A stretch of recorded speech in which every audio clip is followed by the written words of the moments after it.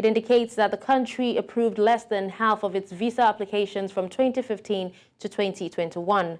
Notably, South Africa rejected 52% of critical skills visa applications during this period. The application process, which some applicants have criticized, typically spans approximately 48 weeks, leaving many applicants disappointed after enduring a lengthy wait only to face visa denial. This prolonged and uncertain timeline has raised concerns, especially among businesses and organizations.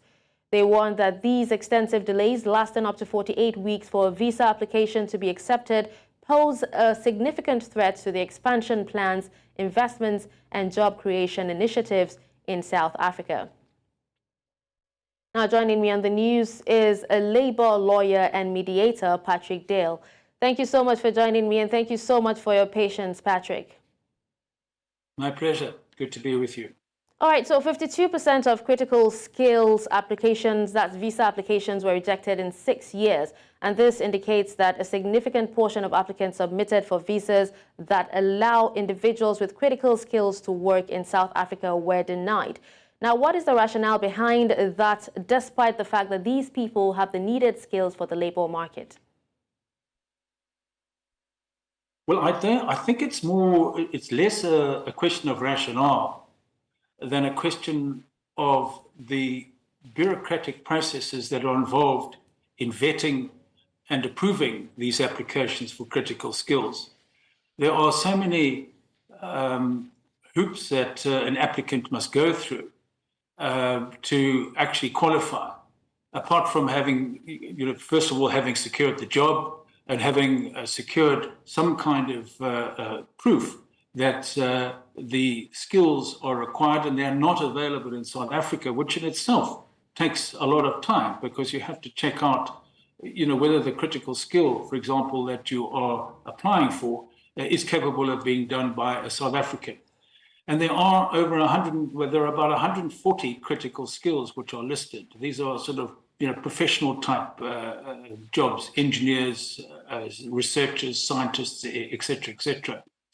And so, if you get through that hoop to say, well, all right, it's a critical skill and no one else in South Africa can do it, well, then for you to qualify, you have to prove a whole lot of other things. And there's a lot of, you've got to prove your financial means, your medical, you have to have medical reports and a whole lot of,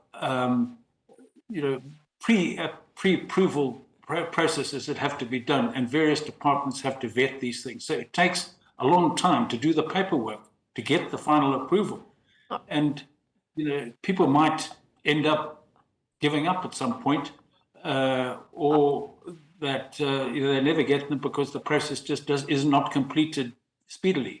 All right, Patrick. So what about businesses who had to wait out the delayed process and eventually not get the necessary approvals for the kind of skilled workers that they want? How does that affect them, and how do you think they manage to scale up their operations within this period? Well, it affects them very badly, of course, because if they can't get the skills that they need to, for some sort of operational construction of a building or creation of a factory or whatever, then they don't have that skill and they can't fulfill their business objectives. And so it's very frustrating for them. And so it does impede their ability to grow their businesses, to keep their businesses going, even in some cases.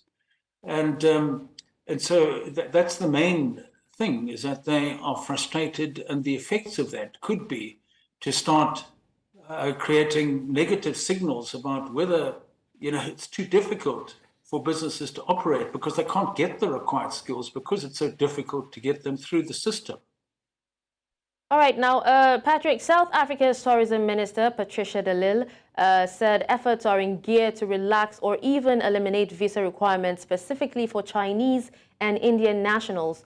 Some have actually said it is a promising step towards attracting more visitors, but how can the government ensure that it doesn't exacerbate the challenges already faced by these domestic workers? Well, there's no guarantee, of course, because you don't know what the volumes are going to be.